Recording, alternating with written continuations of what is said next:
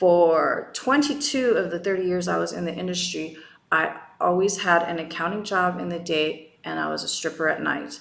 That was like our family secret because I had my kids going to Catholic school. I could make more dancing in a day than I did on that first paycheck. The CFO tells me, go to your desk and pack up your shit and get out of here. I was crying, but then the president of the company, thankfully, she says, wait a minute, we can't fire her. Her resume says she's good enough to work here.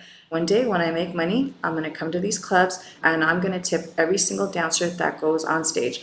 I don't care if she's not even doing a good show, I tip every single dancer. I'm Tony Ross and this is Strip Club After Hours, a platform where former adult entertainment industry workers share their personal stories, highlighting how their lives have evolved since leaving the industry.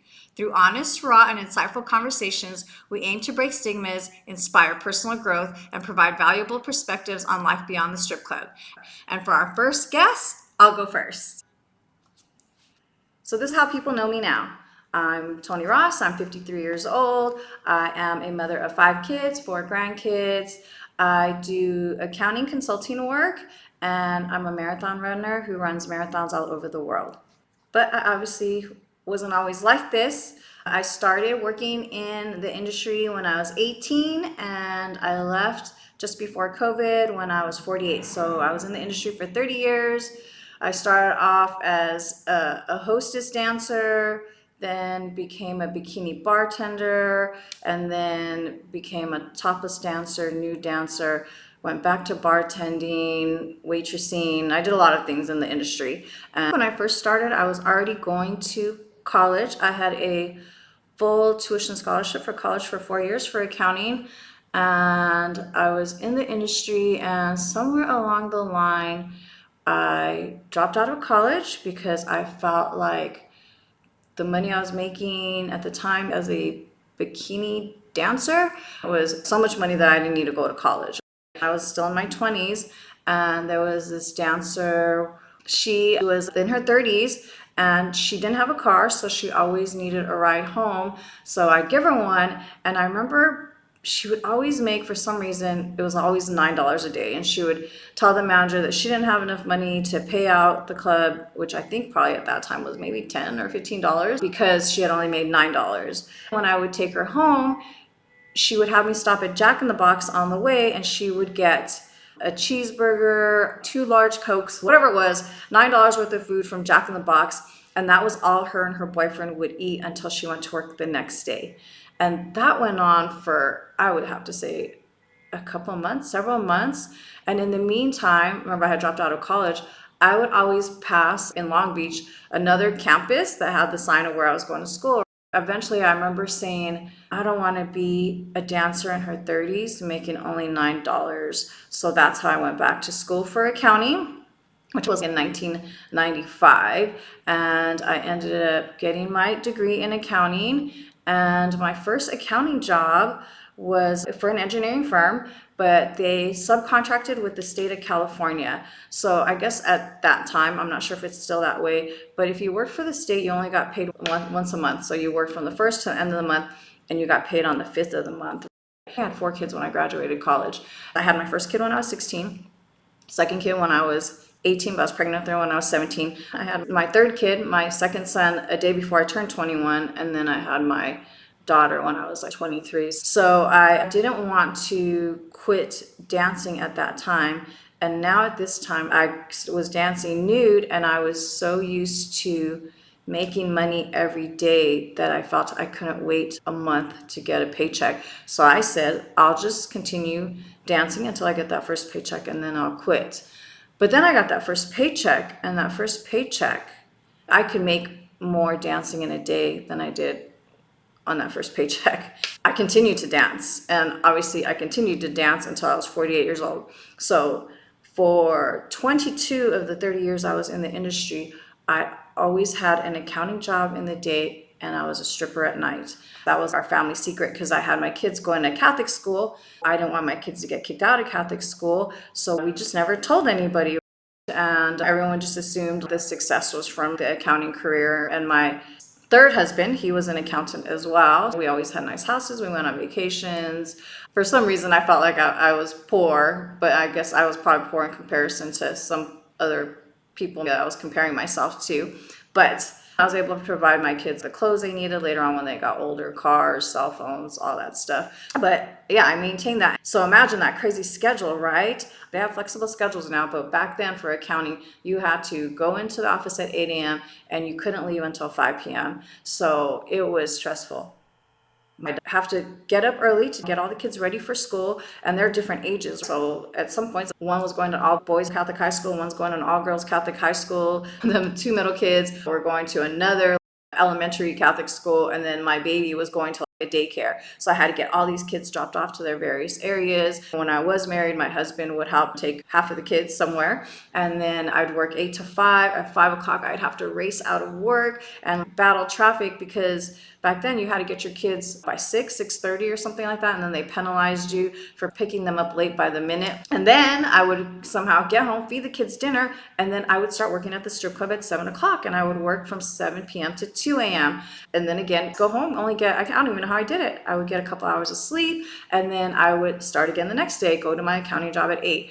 So anybody who knew me in the accounting world had no idea I was a dancer at night. And the people who knew me as a dancer at night would have never guessed I was doing accounting in the day. My split personality. I don't have a CPA license, but I've still applied for jobs that say CPA license preferred, and I've still gotten it. I took the test several times, and I passed 3 parts, and on the 4th part, I missed it by 2 points. And at that time, when I missed it by 2 points, I gave up and I said, you know what, being a CPA is not meant to be. Maybe I need to do something else. So I ended up going to Pepperdine for my master's. And so I imagine I was doing that too. Now I'm working my accounting job 8 to 5. I'm stripping from 7 to 2. And I think maybe it was Mondays and Thursdays, I had a class on campus at a satellite campus for Pepperdine. So I only did that for 1 semester. It was super crazy busy. I remember mail piled high on my desk at home. That was just a rough experience. And so I never finished it. I only did 1 semester at Pepperdine. But I got my bachelor's degree. Let me think. Other inspiring moments in that whole time. So I worked for a CPA firm. This is when the whole Enron, WorldCom, all that stuff was going on. Arthur Andersen, as a CPA firm, it ended up closing down because of some fraudulent things they were doing. And so I would have thought we would have gotten more clients from that. But instead, somehow the firm I worked at lost clients, and they ended up laying off a lot of people. And I was one of the newest people at that firm, so I was laid off, and I didn't have work for 6 months. So I was just a dancer. Crazy story how life works. We had went to fill up our expedition with gas, and because we filled it up with a full tank, they gave us a free newspaper, which we would never get. After I took the newspaper and I threw it on the side of the bed, I just laid there because I was bummed that I didn't have accounting work, and I was just a dancer. And I roll over and I see the symbol of the strip club chain that I work for, and they're hiring for an accountant. I got up and I end up applying. I don't even remember. I don't know if we did fax, email. I'm not sure how I applied. But anyways, I applied for this job. And then I was telling the manager, right? She was cool. She was a female manager at the club when I was working one night. And she says, whatever you don't tell them that you are a dancer here or they won't hire you. So I was like, okay, I won't. So I go to the interview. I get the job as the accountant and I start working. I told a couple of my girlfriends that were dancers that I was going to be working there. It was crazy. Like they didn't even recognize that I was a dancer next door. Well, I had never met any of the corporate people, but I got introduced to the regional manager person, and I don't even use a stage name. My name is Tony and my stage name was Tony. So they introduced me to him. They're like, oh, hey, this is Tony. And I shook his hand and he shook mine, and I thought, wow, this is so crazy. This guy doesn't recognize me as being a dancer next door. I go to lunch, come back, and then I see my general manager. He walks in to drop off his cash. So then I go like this to hide my face and I keep working. This place, what they used to do is they would take a Polaroid picture of you when you started. All of a sudden I get called into the CFO's office. She's on the phone. She's like, Tony, come into my office. So I go in there and it's the president of the company, the CFO, and the controller. And then she opens up these 2 files. It's my dancer file and my accounting file, right? And it has my picture on both of them and obviously the same name. And she's like, when were you going to tell us? I said, the manager next door said that I shouldn't tell you or you guys wouldn't hire me. And she's like, damn, we wouldn't have hired you. And then so much stuff happened about that. The CFO tells me, go to your desk and pack up your shit and get out of here. I was crying. I was walking out of the office. But then the president of the company, thankfully, she says, wait a minute, we can't fire her. Her resume says she's good enough to work here.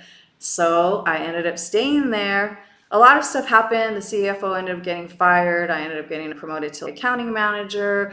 And so it was a successful story. But in the meantime, this chain had at that time 18 other clubs in the US and clubs in other countries. So each accountant that worked there got 5 clubs to do the accounting for. The president said that I could still, imagine, I could still dance at any club. I just couldn't dance at the ones that I did accounting for, right? Conflict of interest. And I couldn't work at the one next door that I used to work at because they didn't want the customers there to know I worked at corporate. So that was fine. I ended up working at some other clubs. I'm still making good money. I'm still doing my routine of 8 to 5 in the day, working these strip clubs 7 to 2. At one point, 2 strip clubs even ended up closing at 4 o'clock in the morning. So imagine I'm getting off at 4, going home, sleeping an hour, taking care of my kids. I'm still doing like a great job in accounting. I'm not falling asleep at work. I was going on trips. I was showing up to work with new Louis Vuitton purses, stuff like that. And this accountant says, why are you still working here and doing accounting if you make so much money dancing? And I told her, because I can't be a dancer forever. I climbed the corporate ladder in the meantime. I still stayed with it. I was just addicted to the money. So even later on, I stopped pretty much dancing and I became just a bartender. Well, I actually completely stopped dancing after I quit the accounting for that chain. I quit dancing for a couple years until the 2008 recession. And then I ended up getting laid off from an accounting job. So I called one of the managers I knew and I said, hey, do you have anything I could do for work? And he said that I could bartend Sunday nights. So that's how I ended up getting back into the industry. I ended up first bartending Sunday nights, and then I got Monday nights, Tuesday nights, and then eventually I got back into accounting work, and now again I'm doing both jobs, bartending at a strip club at night, doing accounting in the day. Towards the end of my entertainment industry career, I didn't care anymore. I was making money doing the accounting. I didn't really need the job anymore. I had worked there in 2006 and then I quit. I went back after I got laid off during the recession and I stayed with it since then. So let's say from 2006 until 2020, that's 14 years, I had been with that club. And it was like a Cheers bar. It was a lot of regular customers. There was low turnover as far as the bar staff. Like the same manager still works there. The cook had been there for years. Some of the girls are still there now as bartenders and waitresses. To me, it was like family. I had been there for so long that even though I didn't need the money anymore, I stayed more for the fun and the connection with the people. Then COVID happened, and then they never asked me back, and I didn't ask to go back because I really knew that I didn't need to be there. I didn't need to make that money anymore. But what I ended up doing shortly after COVID in February 2022, I'm a marathon runner, so I started a run club there every Wednesday nights at 8 p.m. and I still have it now. Every Wednesday, whoever wants to come run comes to meet at the club. We run 3 miles. There's some people who walk 2 miles. There's a 3-mile running route, a 2-mile walking route. And then afterwards, we hang out at the club. We have a fun time, and I'm very consistent there every Wednesday at 8 p.m. I've met so many great people who've never been runners that started off as walkers. They now run full marathons because I run and travel the world. I've had people run and travel the world with me for races. I've inspired people to do relay races. So I'm just grateful. Not everybody there is a customer from the club. Some people are from the LA running community. Most people run somewhere local. What I'm so grateful for is the people who run this run club with me. Most of them don't even live in Orange County, and this club is located in Orange County. I would say most days that we have runs, not a single person running with my group is from Orange County. They travel from far distances to come, and I'm so grateful, whether it's the strip club theme or because they find me inspirational. During most of my dancing career, I was not somebody who went to the gym. I didn't work out. I just naturally had a fit looking body, probably because of genetics. I'm Filipino. It wasn't till 2009 when I went back into bartending. That's when I started running, and I have now ran, I think it's 40 full marathons and 35 half marathons, some ultras, 5Ks, 10Ks, Spartan races, triathlons all over the world. I've already ran in 6 continents. The only continent I have left is Antarctica. I'm also somebody who has asthma. I inspire a lot of people to go out and run or be fit or exercise because I just lead by example. Another thing that's different about me from when I was in the industry is I no longer drink, and I actually stopped drinking when I still worked at Venus. My last time drinking was December 10, 2019. I never got a DUI. I never went to jail, never hit anybody, never got in an accident. So I'm grateful for that. But I did used to drink very heavily, especially when I worked at Venus as a bartender.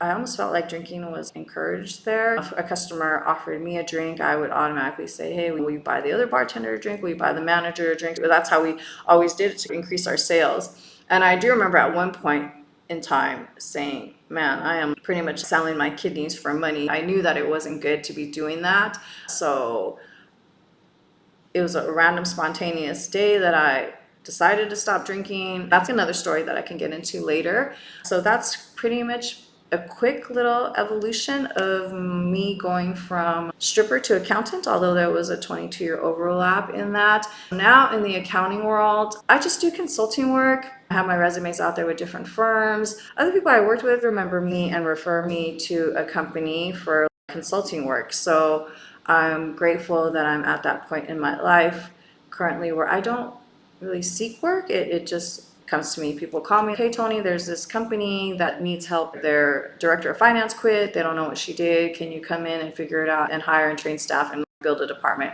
So I do that. Or if a company's behind, hey, Tony, this company needs you. They have a new CFO. They found out they're 12 months behind in their accounting. Can you come in and help them catch up and clean up and things like that? So that's the work I do right now. Other than that, I have my run club at Venus every Wednesday night. But I don't work. I just go there and enjoy as a customer.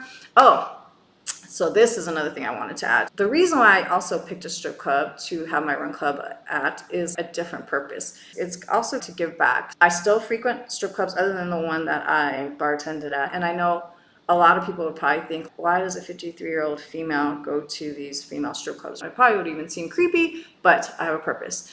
Remember, I was doing the accounting for the one strip club chain that I was a dancer for first, and they let me continue dancing. I was working at one of their clubs, and I was on stage, and it was a Friday or Saturday night, and the club is packed. The club is completely full. There's people sitting around the tip rail.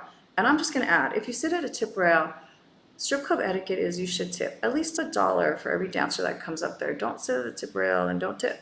But that's my little Tony's tip for the day. The tip rail's packed, and it's a nude club. I'm naked on stage on a busy night, and not a single person is tipping me. I had this out-of-body experience, like watching myself on stage, and I remember thinking, this is so degrading to be on stage naked and not a single person is tipping you. And that's when I thought, one day when I make money, I'm going to come to these clubs and I'm going to tip every single dancer that goes on stage. I don't care if she's not even doing a good show, if she's just being lazy and trolling around the pole. I tip every single dancer that goes on stage when I go to a club. I just recently went to Paris, and I had went to Pigalle, is that what it's called? Little red light district. I was begging my friend, please, let's go to strip club. I always love going. And he seemed to hesitate. I had just met him there in Paris, and then he said, I don't know where there's strip clubs for men. And I said, oh no, I don't want to go to strip club with men. I want to go to strip club with women. I said, please, I just want to go and tip 4 or 5 girls, and then we could leave. So we ended up going, and then we picked this club on the corner, which is right by the Moulin Rouge, which is like a major show event. I thought, okay, we're going to pick this club right here. It had lots of lights. It was on the corner. Walk inside. We're the only customers in that club. I had already asked the guy at the front, what do people tip here? Because in the US, we tip $1 bills, you make it rain. And then in Europe, the euros, right? €1 is like a coin. I was like, I am not going to tip coins to these girls. I said, what denomination or what do you guys tip? He was very vague. Oh, you could just tip anything you want. There's no requirement. I didn't even have a lot of cash on me. It was like 30 euros to get in. I think I only had like 100 euros. So I gave the 60 euros to get in, and then that left me 40 euros. So I was like, can you split these 40 euros into €5 bills? So he brought it back to me. We walk inside, we're the only customers. So I tip a €5 bill, which is equivalent to maybe $7 to a dancer. And then when she's done on stage, she comes back to talk to us. Just before going to that club, my friend and I had went to a restaurant, and then he ended up paying for dinner. I was like, since you got dinner, I'll get the tip. And then he said, no, in Paris, we don't really tip. And I said, what? That's weird. The dancer comes down to talk to us, And she sounded mean. She says, I just want to let you know, in Paris, we don't tip here. So I said, oh, okay. I'm sorry. I didn't mean to offend you or anything like that. And she says, no, that was so cool. That's so amazing that you did that. And then I was thinking, oh my God, thank God, because that's really the reaction that I want when I tip these women. I told her my story about being on stage and not getting a single tip, and that I was going to come back to these clubs and tip girls whenever I had money, which is what I do now. So usually whenever I travel, I try to find a strip club. I try to sit at the tip rail if I can, and I tip every single dancer that goes on stage. When I go to Venus, my run club, every single dancer that goes on stage, I tip them. And a lot of times, even by just me doing that, it encourages other people who see me, like I lead by example, it encourages the other men around the club to go up and tip. I have also been to clubs where girls have come to me after I tipped and thanking me, and they're saying, thank you so much for tipping us. You're the only person in this whole club tipping. And it's a club full of men and the club is packed. What are you guys doing? Don't come to the club if you're not going to tip. You could just give $1. I give more than $1, but you should just at least give $1 to every dancer on stage. That's how they make their money. The club does not pay them to work there. They make their money from lap dances and stage money, and dancers have to pay to work there. I think that's maybe the misconception that people have, is that the club pays these dancers to be there, and that's not the case. So yeah, that is why I, at the age of 53, go to strip clubs often. So anyways, that's, I guess, enough about me for now. This is the evolution of me going from a dancer to accountant with the overlap of 22 years. I am a mom of 5, I'm a grandma of 4. Like I said, I'm a marathon runner. I am a world traveler. I'm single. I pay for all of these races and events that I do and trips around the world by myself. My advice to other dancers who are still in the industry, if you're watching this, always plan on another source of income. I teach my 5 kids. You should have multiple sources of income. So if you lose one, you still have another one, or another 2 or 3. If you are going to school, don't drop out because you think that you make so much money dancing, because you're not going to do that forever. I have dancer friends who are currently my age, who are seriously struggling, who have no other skills other than dancing, and complain to me that they can't make money. But that's my advice, and I hope one day on my podcast to be able to interview celebrities who used to be in the industry, such as Cardi B, Amber Rose, Jenna Jameson, Lady Gaga, Channing Tatum. I can't remember who else used to be in the industry. I'll try to go back and remember. But yes, I hope to interview all of these celebrities one day to hear about their journey and their story. If you would like to be a guest on my show, the information to contact me is below. If you liked my show, please like and subscribe so you can see future shows. And thank you for watching.